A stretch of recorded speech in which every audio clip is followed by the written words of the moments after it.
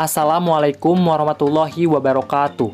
Halo semuanya, perkenalkan nama saya Ihsan Maulana dengan NIM 210110007.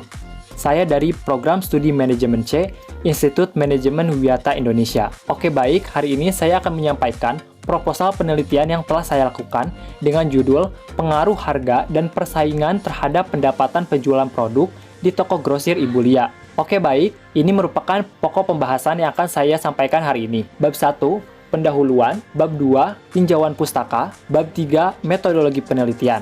Latar belakang. Toko Grosir Ibu Lia berlokasi di Kampung Citengah, Cikembar, Sukabumi, Jawa Barat. Toko Grosir ini merupakan unit usaha yang bergerak di bidang penjualan sembako. Salah satunya adalah kebutuhan pokok yang terdiri sejak 17 Agustus 2021. Kebutuhan pokok tersebut merupakan barang yang sangat umum dan sering digunakan untuk memenuhi kebutuhan sehari-hari. Produk sembako yang dijual seperti beras, gas LPG, gula, minyak goreng, terigu, telur ayam, peralatan mandi, makanan, minuman, rokok, dan lain sebagainya. Berdasarkan wawancara yang dilakukan terhadap pihak toko grosir dan karyawan, diketahui bahwa pendapatan selama 7 bulan dari toko grosir mulai terjadi penurunan sejak Desember 2023 sampai dengan Maret 2024.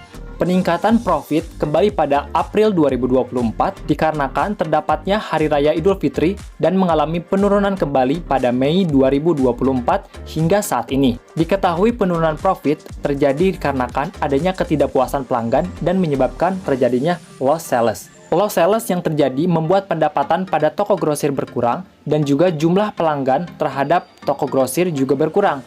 Hal tersebut diduga dapat memicu toko Ibu Lia ini kalah dari kompetitor yang terletak di sekitar toko grosir. Kelengkapan barang, waktu pengiriman produk, kualitas produk, serta harga yang diberikan sangat mempengaruhi penjualan terhadap toko grosir. Kelengkapan dan beragam jenis varian produk tentunya menjadi salah satu nilai tambah bagi suatu toko untuk menarik perhatian pelanggan. Ketidaklengkapan produk pada toko Ibu Lia ini diakibatkan karena supplier sering terlambat mengirimkan barang yang dipesan oleh owner. Dari permasalahan tersebut, dilakukan usulan bagi toko Ibu Lia ini untuk melakukan evaluasi terhadap supplier. Bagi suatu toko grosir, pemilihan dan bekerja sama dengan supplier merupakan hal yang sangat penting karena toko grosir menjual barang langsung dari supplier. Penting juga bagi owner agar bisa mencari supplier yang memiliki barang-barang yang murah dengan kualitas yang baik. Bekerja sama dengan supplier yang tepat merupakan hal yang terpenting bagi toko grosir agar dapat menjual produk. Juga dilakukan pemilihan supplier guna untuk mengetahui supplier mana yang dapat dijadikan pemasok utama atau yang sesuai dengan kriteria yang diinginkan. Dan ini merupakan tabel dari jumlah pembeli di toko grosir Ibu Lia dan produk toko grosir Ibu Lia. Berdasarkan tabel 1.1 dapat dilihat bahwa di dalam kurun waktu selama 4 tahun ini, toko grosir Ibu Lia mengalami kenaikan dan juga penurunan pengunjung. Pada saat di tahun 2021, di mana jumlah pengunjung toko grosir Ibu Lia sebanyak 330 pengunjung. Hal itu dikarenakan toko grosir Ibu Lia baru saja dibuka pada tahun tersebut, sehingga belum memiliki banyak pengunjung yang membeli barang di toko grosir Ibu Lia. Setelah itu, di tahun 2022, pengunjung di toko grosir Ibu Lia semakin meningkat dikarenakan melihat barang kebutuhan pokok yang semakin lengkap dan juga menarik, sehingga banyak pengunjung untuk membeli barang di toko grosir Ibu Lia. Selain itu, di tahun 2022, di bulan Mei, terjadinya kenaikan yang cukup drastis dikarenakan adanya hari besar umat Islam, yaitu Hari Raya Idul Fitri 1443 Hijriah, di mana pengunjung yang bukan hanya bertempat tinggal di sekitar toko grosir Ibu Lia membeli produk di toko grosir Ibu Lia, tetapi di bulan Juni, toko grosir Ibu Lia mengalami penurunan walaupun tidak begitu drastis dikarenakan banyaknya pesaing yang juga membuat toko grosir seperti Ibu Lia ini. Maka di tahun 2022, jumlah pengunjung di toko grosir Ibu Lia sebanyak 1.935. Di tahun 2023, toko grosir Ibu Lia mengalami peningkatan yang cukup drastis di mana jumlah pengunjung yang membeli produk di toko grosir Ibu Lia sebanyak 2.730 dikarenakan Ibu Lia memperluas toko grosir dan memperlengkap produk yang ia jual dengan harga yang murah. Tetapi tidak bertahan lama, toko grosir Ibu Lia kembali mengalami penurunan jumlah pengunjung yang drastis di bulan Desember 2023 hingga Maret 2024. dikarenakan para konsumen mempermasalahkan bahwasannya kelengkapan barang, waktu pengiriman produk, kualitas produk, serta harga yang diberikan merupakan salah satu faktor yang paling dipermasalahkan dan menjadi pertimbangan pembeli. Di bulan April 2024, toko groseri Bulia kembali mengalami kenaikan yang sangat drastis, dikarenakan kembali adanya hari besar umat Islam yaitu Hari Raya Idul Fitri 1445 Hijriah, di mana pengunjung kembali membeli barang atau produk untuk lebaran di toko groseri Bulia. Tetapi di bulan Mei 2024 dan hingga saat ini, toko groseri Bulia kembali mengalami penurunan pengunjung. Maka dari itu, di tahun 2024, dari bulan Januari hingga Juni, jumlah pengunjung di toko groseri Bulia sebanyak 770 pengunjung. Dan berdasarkan tabel 1.2 dapat dilihat bahwa beberapa jenis produk yang ada di toko groseri Bulia cukup lengkap dan bervariasi. Harga penjualan ditentukan oleh harga ketika Ibu Lia membeli barang dari supplier ataupun langsung di pasar. Dalam melakukan keputusan pembelian, hal yang paling dipertimbangkan konsumen dalam memilih produk adalah dengan melihat harga atau produk tersebut dan juga kelengkapan produk. Maka dari itu, mengapa harga menjadi salah satu variabel dalam penelitian ini? Dikarenakan harga memiliki peran yang sangat penting dalam pengambilan keputusan. Oke, selanjutnya yaitu rumusan masalah. Yang pertama yaitu, apakah harga berpengaruh terhadap pendapatan penjualan produk di toko groseri Bulia? Yang kedua yaitu, apakah persaingan berpengaruh terhadap pendapatan penjualan produk di toko groseri Bulia? Dan yang ketiga yaitu, apakah harga dan persaingan berpengaruh terhadap pendapatan penjualan produk di toko groseri Bulia? Selanjutnya yaitu tujuan penelitian. Yang pertama, untuk mengetahui dan menganalisis pengaruh harga terhadap pendapatan penjualan produk di toko groseri Bulia. Yang kedua yaitu untuk mengetahui dan menganalisis pengaruh persaingan terhadap pendapatan penjualan produk di toko grosir Ibu Lia. Dan yang ketiga yaitu untuk mengetahui dan menganalisis pengaruh harga dan persaingan terhadap pendapatan penjualan produk di toko grosir Ibu Lia. Selanjutnya yaitu manfaat penelitian. Yang pertama yaitu manfaat teoritis. Manfaat teoritis dibagi menjadi dua. Menurut lingkungan akademis, penelitian ini diharapkan dapat memberikan kontribusi terhadap literatur kepustakaan Institut Manajemen WIATA Indonesia, serta dapat dijadikan sebagai bahan referensi bagi mahasiswa yang membutuhkan informasi yang relevan terkait dengan penelitian ini. Yang kedua yaitu penulis. Penelitian ini digunakan sebagai syarat menyelesaikan jenjang pendidikan sarjana, program studi manajemen, dan untuk meningkatkan, memperluas, dan mengembangkan pemahaman keilmuan terutama yang terkait dengan harga dan persaingan terhadap pendapatan penjualan produk di toko grosir Ibu Lia. Selanjutnya yaitu kegunaan praktis. Menurut perusahaan, penelitian ini diharapkan dapat memberikan informasi dan gambaran yang bermanfaat bagi perusahaan, terutama untuk membantu dalam pemecahan masalah tentang harga dan persaingan serta pengaruhnya terhadap pendapatan penjualan produk di toko grosir Ibu Lia. Selanjutnya yaitu landasan teori. Landasan teori menurut Sugiono pada tahun 2018 merupakan uraian dari teori-teori yang relevan dan mutakhir sehingga dapat digunakan untuk menjelaskan tentang variabel yang akan diteliti, serta untuk memberikan jawaban sementara terhadap hipotesis yang telah diajukan dan menyusun instrumen penelitian. Di dalam landasan teori ini terdapat variabel penelitian yang akan dibahas berkaitan dengan manajemen, perilaku konsumen, harga, persaingan, dan pendapatan penjualan. Yang pertama yaitu manajemen. Pengertian manajemen. Manajemen adalah seni yang dilakukan melalui perencanaan, pengarahan, pengendalian, pengorganisasian, dan pemanfaatan sumber daya organisasi secara efektif dan efisien untuk mencapai tujuan tertentu. Yang kedua yaitu manajemen pemasaran. Manajemen pemasaran merupakan suatu proses perencanaan dan pelaksanaan yang dilakukan untuk menciptakan pertukaran dalam pasar sasaran yang seimbang dan memuaskan tujuan individu dan organisasi yang telah ditentukan. Yang ketiga yaitu fungsi manajemen. Menurut Robbins and Culture, pada tahun 2012 meliputi perencanaan planning, koordinasi, organizing, kepemimpinan leading, dan pengawasan controlling. Selanjutnya yaitu perilaku konsumen. Pengertian perilaku konsumen. Perilaku yang ditunjukkan ketika seorang konsumen mencari pembeli bahkan menggunakan suatu produk, barang, dan jasa untuk memuaskan kebutuhannya. Faktor-faktor yang mempengaruhi perilaku konsumen menurut Kotler dan Armstrong pada tahun 2014, faktor-faktor utama yang mempengaruhi perilaku pembelian konsumen adalah faktor kebudayaan, faktor sosial, faktor personal, dan faktor psikologi. Selanjutnya yaitu harga. Pengertian harga. Harga merupakan salah satu bagian yang sangat penting dalam pemasaran suatu produk.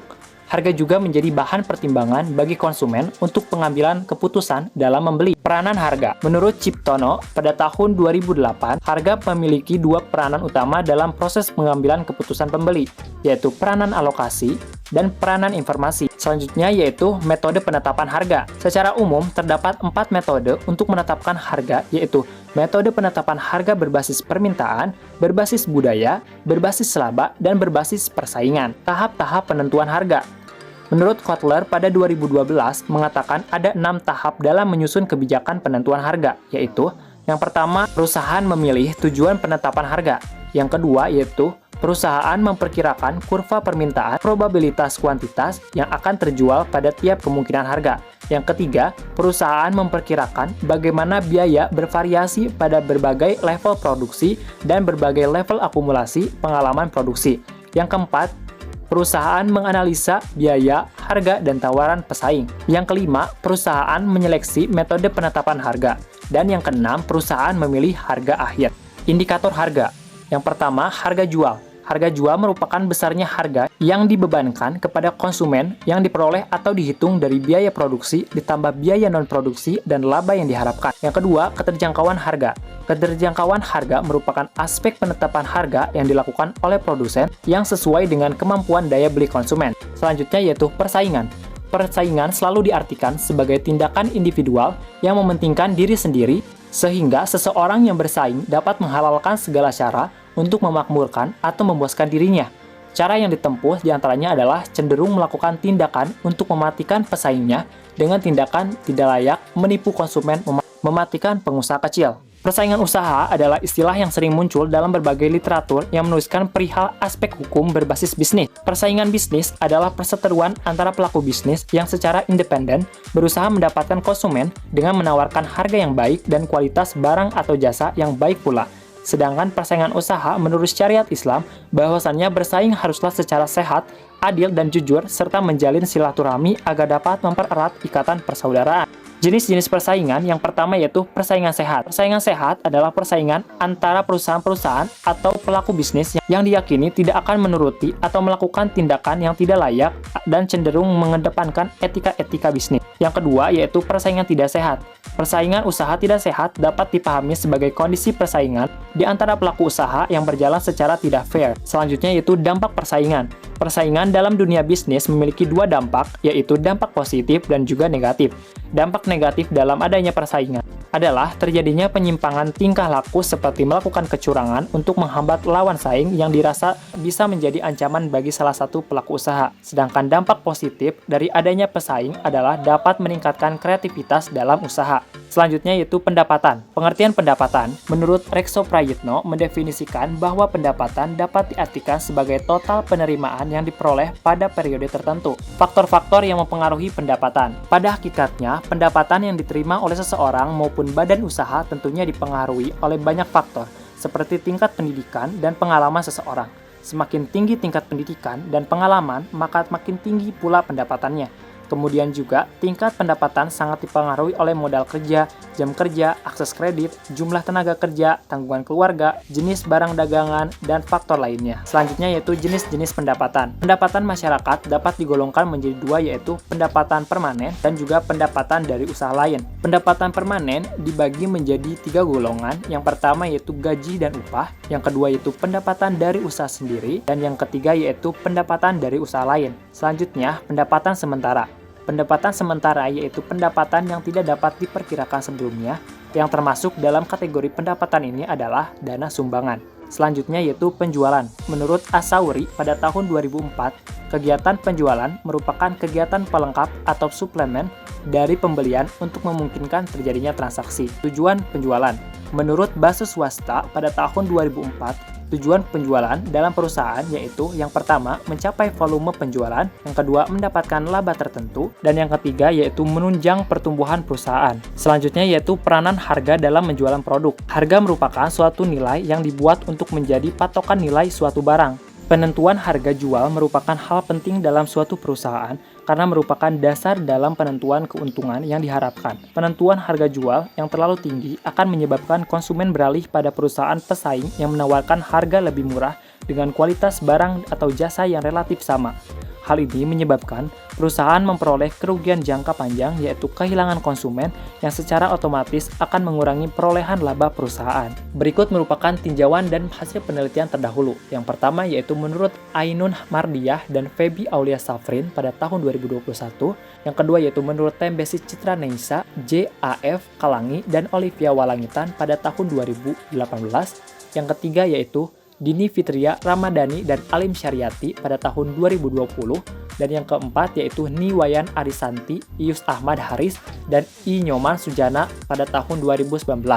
Dan yang terakhir yaitu menurut Mahesya Azahra Andrianisa, Hartin Kurniawati, dan Ardelia Pinkan Wahyudi pada tahun 2023. Selanjutnya yaitu kerangka berpikir, model analisis, dan hipotesis. Kerangka berpikir. Kerangka pemikiran dalam penelitian ini adalah tentang pengaruh harga dan persaingan terhadap pendapatan penjualan produk di toko grosir Ibu Lia. Variabel yang digunakan dalam penelitian ini adalah dua variabel independen, yaitu harga sebagai X1 dan persaingan sebagai X2, dengan satu variabel dependen, yaitu pendapatan penjualan sebagai Y1.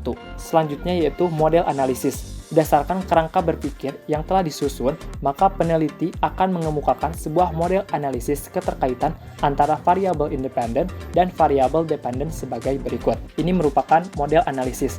Harga sebagai X1, persaingan sebagai X2, pendapatan penjualan produk sebagai Y1. Selanjutnya yaitu hipotesis.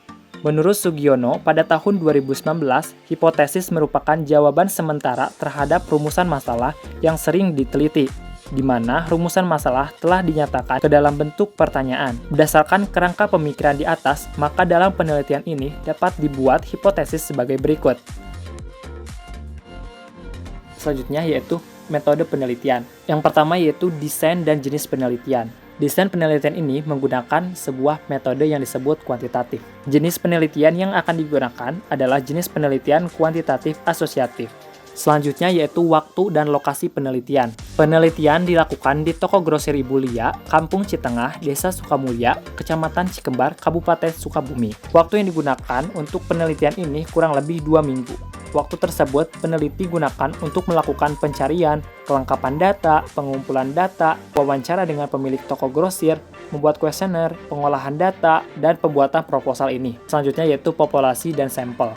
Populasi yang digunakan dalam penelitian ini adalah konsumen toko grosir Ibu Lia. Jika populasi dalam penelitian cukup besar dan tidak memungkinkan untuk mempelajari keseluruhan karakteristik yang ada pada populasi tersebut, maka peneliti dapat mengambil sebuah sampel dari populasi tersebut, tetapi sampel yang diambil dari populasi harus benar-benar sampel yang mewakili. Untuk penelitian ini, populasi tidak diketahui dan merupakan kerahasiaan toko grosir. Maka dari itu, peneliti dalam pengambilan sampel menggunakan rumus Lemeshow sebagai berikut. N sama dengan Z kuadrat dikali P dalam kurung 1 dikurangi P dibagi D kuadrat. Untuk keterangannya, N yaitu jumlah sampel, Z yaitu tingkat kepercayaan, P yaitu prevalensi outcome, maksimal estimasi 50%, diperkecil menjadi 0,5, dan D merupakan tingkat ketelitian atau sampling error 10%, diperkecil 0,1. Berdasarkan rumus, maka N sama dengan 1,96 kuadrat dikali 0,5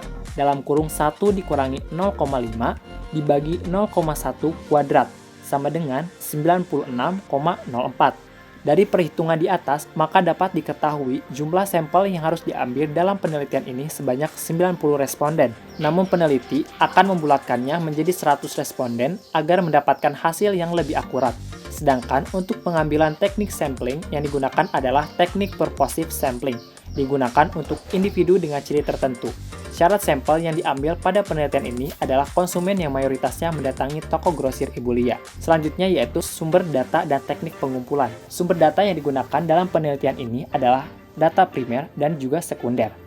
Penelitian melakukan wawancara terhadap pemilik toko grosir dan juga menggunakan kuesioner untuk mendapatkan data primer dari sampel. Kuesioner selanjutnya dikumpulkan dan diolah menggunakan aplikasi SPSS. Selanjutnya yaitu operasionalisasi variabel. Operasional variabel adalah sebuah konsep yang membantu menjelaskan ciri-ciri variabel dengan jelas yang bertujuan untuk menentukan skala pengukuran dari masing-masing variabel yang diteliti.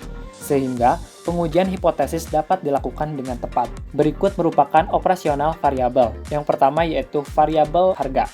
Harga adalah sejumlah uang yang dibebankan ke suatu produk atau layanan jasa. Untuk dimensinya, harga yaitu harga jual dan juga harga sesuai kemampuan atau daya saing harga. Untuk indikator harga jual, yang pertama keterjangkauan harga, daya saing harga, kesesuaian harga dengan produk, dan kestabilan harga. Untuk indikator dari dimensi harga sesuai kemampuan atau daya saing harga, yang pertama yaitu pemberian potongan harga dan harga terjangkau dibandingkan pesaing. Selanjutnya yaitu variabel persaingan. Persaingan adalah perseteruan antara pelaku bisnis yang secara independen berusaha mendapatkan konsumen dengan menawarkan harga yang baik dan kualitas barang atau jasa yang baik pula. Dimensi dari persaingan yaitu persaingan toko, dan indikator dari persaingan yaitu harga lebih murah dari pesaing, jarak yang dekat, memiliki ciri khas yang berbeda, fasilitas lebih baik. Selanjutnya yaitu pendapatan. Pendapatan adalah penghasilan yang timbul dalam pelaksanaan aktivitas entitas yang biasa dan dikenal dengan sebutan berbeda seperti penjualan, imbalan, bunga, dividen, royalti, dan sewa. Dimensinya yaitu pendapatan penjualan produk. Indikatornya yaitu lama usaha, jenis usaha, promosi, kelengkapan produk. Selanjutnya yaitu metode analisis. Metode analisis data merupakan suatu metode yang digunakan untuk mengolah hasil penelitian yang telah diperoleh dari hasil pengumpulan data agar diperoleh suatu kesimpulan. Teknis analisis data yang digunakan dalam penelitian ini dilihat dari kerangka pemikiran teoritis yang telah dipaparkan adalah analisis kuantitatif dengan alat regresi berganda. Pada penelitian ini, regresi linear berganda digunakan untuk menguji seberapa besar hipotesis pengaruh X1 yaitu harga dan X2 yaitu persaingan terhadap Y yaitu pendapatan penjualan dengan persamaan regresi sebagai berikut. Y sama dengan BO ditambah B1 X1 ditambah B2 X2 ditambah E1. Keterangan yaitu Y sebagai pendapatan penjualan produk, X1 sebagai harga, X2 sebagai persaingan, B0 yaitu konstanta, B1 yaitu koefisien regresi harga, B2 yaitu koefisiensi regresi persaingan, dan E1 yaitu standar error. Selanjutnya yaitu rancangan analisis. Yang pertama yaitu uji analisis deskriptif. Pengajian data yang telah diklasifikasi tersebut disajikan melalui mean, M, median, ME, modus, MO, standar deviasi, tabel distribusi, frekuensi, dan tabel kecenderungan masing-masing variabel. Yang kedua yaitu uji kualitas data. Untuk mengukur ketepatan valid dan keandalan atau reliable suatu data koefisioner, diperlukan alat ukur penelitian yang dimana alat pengukur dalam penelitian harus dilakukan beberapa uji, yaitu uji validitas dan uji reliabilitas. Yang ketiga yaitu uji asumsi klasik.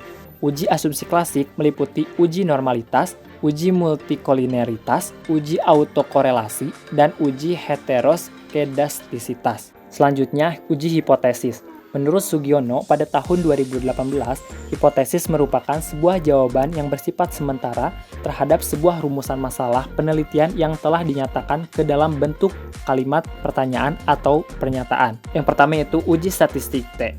Digunakan pada dasarnya untuk mengukur adanya pengaruh antara variabel independen dengan variabel dependen dengan penganggapan variabel independen lainnya adalah konstan. Selanjutnya yaitu uji statistik Fisher atau F dilakukan untuk mengetahui sebuah variabel independen yang dilibatkan ke dalam model memiliki pengaruh secara keseluruhan kepada variabel independen. Yang terakhir yaitu koefisien determinan atau adjust R2. Koefisiensi determinasi yang pada intinya bertujuan untuk mengukur seberapa tinggi kemampuan model dalam menjelaskan variasi pada variabel dependen.